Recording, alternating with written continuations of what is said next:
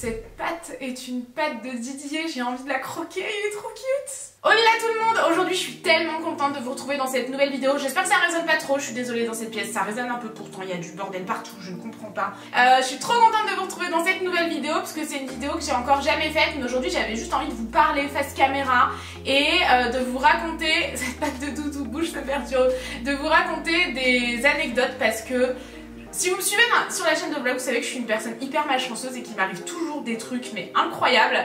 Et aujourd'hui j'avais envie de vous en raconter quelques-uns. J'ai une liste longue de ouf, donc je vais vous en raconter quelques-uns. Et si jamais ça vous plaît, likez la vidéo et j'en ferai une autre. Alors la première, c'est une anecdote à l'aéroport. Ce jour-là, j'avais tellement honte, c'est un truc de ouf.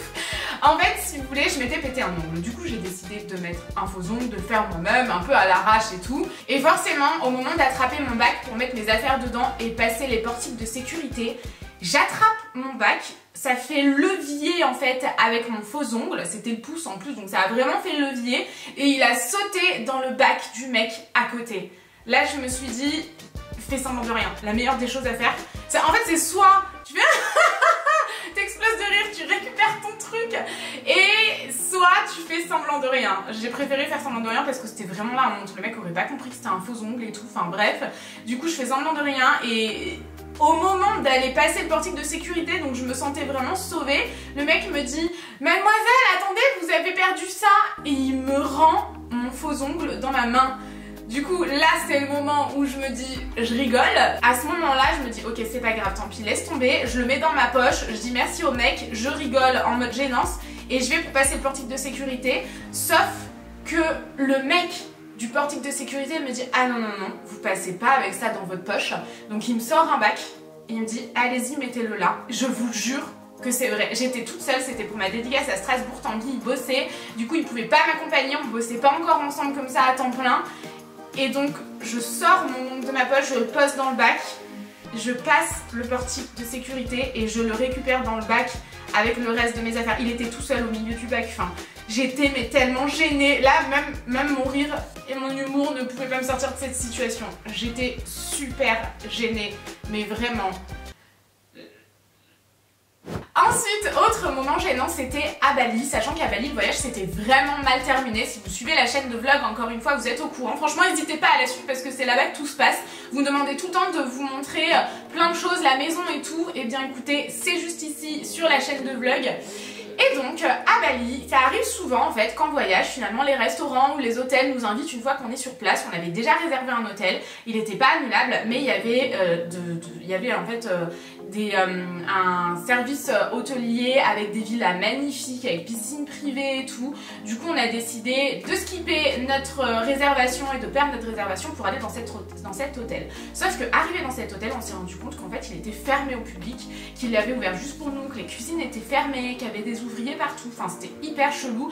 Et moi j'avais chopé une infection urinaire de l'enfer à tel point que j'avais dû rentrer en France plus tôt parce que les médicaments qu'ils me donnaient étaient trop forts pour moi, étaient beaucoup trop puissants par rapport à mon poids et par rapport à mon gabarit, et du coup j'étais éclatée toute la journée. Du coup je décide d'aller me laver, j'étais vraiment au bout de ma vie, je me sentais hyper fiévreux, j'avais chaud, il faisait chaud déjà là-bas et là j'étais mais dans le mal comme jamais.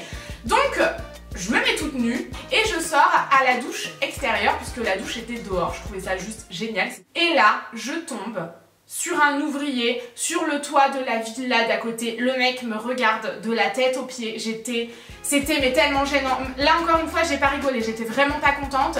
Je comprenais pas comment ce mec se retrouvait là alors que ma douche était juste en dessous. Je me sentais vraiment mais en...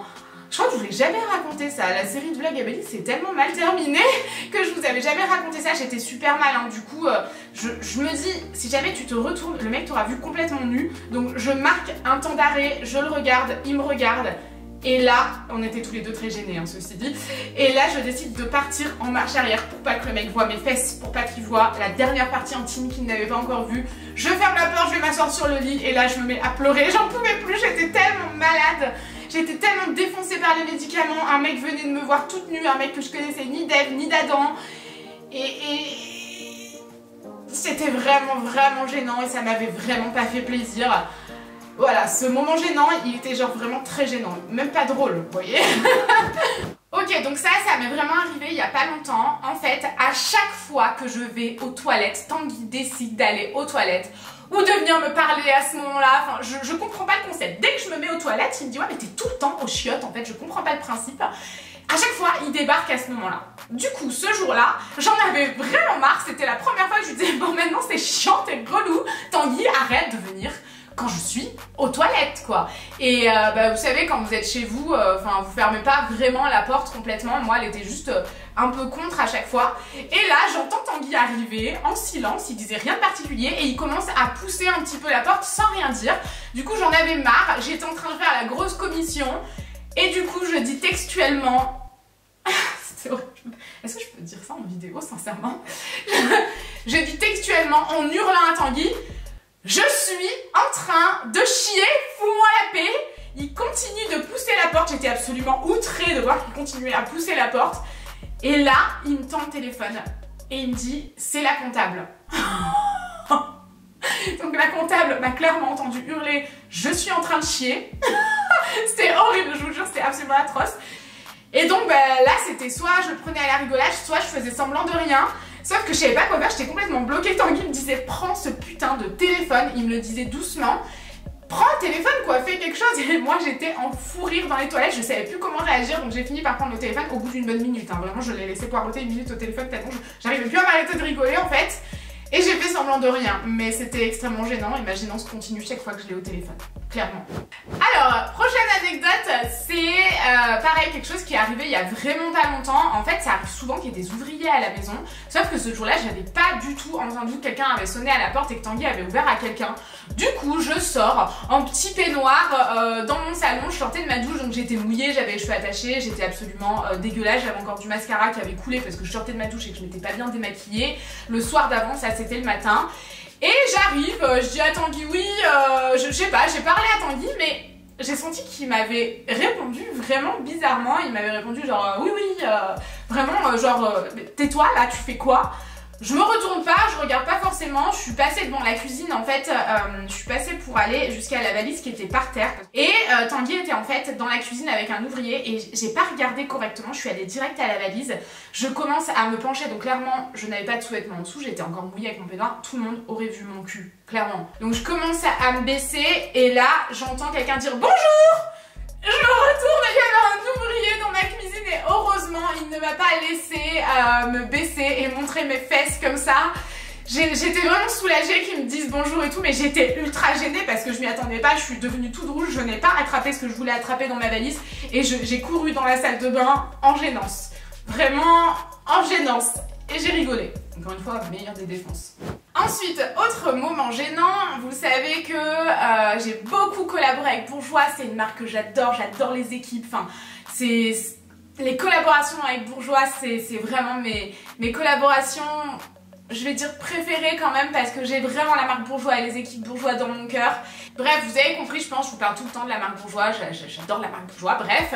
Et on a donc fait plusieurs tournages. Le premier tournage, j'étais malade comme pas possible. Je me suis réveillée à 4 h du matin, j'ai commencé à vomir partout. J'avais une intoxication alimentaire de ouf. Et à 7 h du matin, je suis évidemment allée sur le lieu de tournage. Il est absolument hors de question d'annuler, alors qu'il y a toute une équipe de tournage. Il y avait Shake Up aussi, ma petite Charlène que j'adore, vraiment je l'apprécie énormément. On passait la journée toutes les deux et avec toutes les équipes Bourjois et j'étais malade comme pas possible, mais c'est pas ça pire. J'étais malade comme pas possible, c'est-à-dire qu'ils allaient m'acheter des médicaments. Vraiment, les équipes Bourjois étaient absolument au top et j'allais clairement, si j'avais pu me mettre au-dessus d'une poubelle et vomir, je l'aurais fait. J'étais hyper fiévreuse, enfin j'étais vraiment pas bien. On sait pas trop en fait si c'était une infection, je vous ai craché dessus. On sait pas trop si c'était une intoxication, pardon. Je sais plus ce que je raconte. Une intoxication alimentaire ou une gastro, mais en tout cas j'étais vraiment extrêmement malade.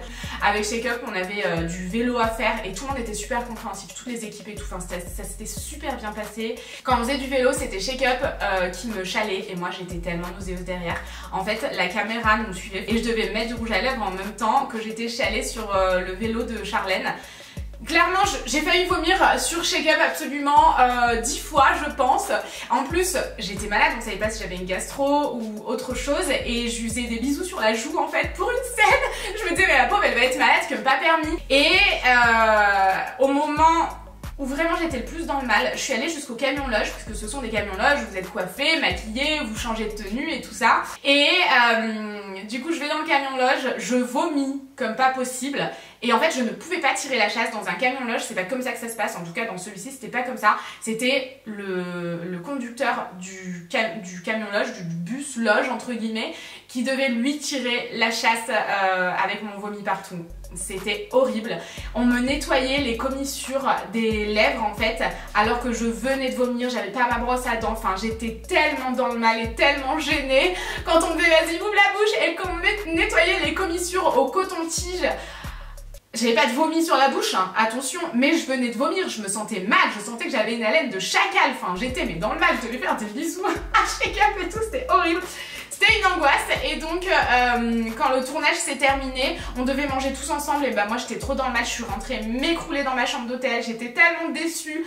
Je me rappelle, j'avais pleuré et tout, j'en pouvais plus. Donc le tournage s'est terminé comme ça. Et ensuite, prochain tournage, c'était un tournage super important avec Bourjois qui me tenait vachement à cœur. Et là, c'était pour les rouges à lèvres. Vous savez, je pense que vous savez, j'ai collaboré pour les Velvet The Lipstick avec Bourjois.